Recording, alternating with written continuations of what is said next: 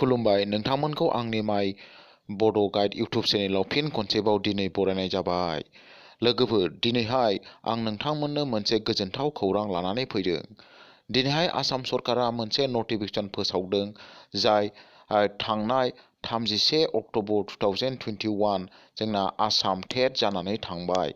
बे आसाम टेटनि रिजाल्टखौ गाबोन डिसेम्बर 15 नि 11 बाजिनाय लोगो लोगो गावसिनि एबा वेबसाइटआव फोसावनाय जागोन। बेनिखायनो जायफोरा 31 अक्ट'बराव टेट आनजाद लिरदोंमोन बिथांमोना गाव गावनि एप्लिकेसन नाम्बार आरो पासवार्डखौ लानानै वेबसाइटआव हाबना बुनानै गाव गावनि रिजाल्टखौ नायनो हासिगोन।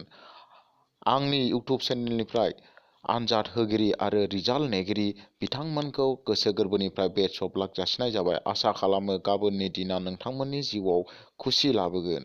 गोजोन्थों।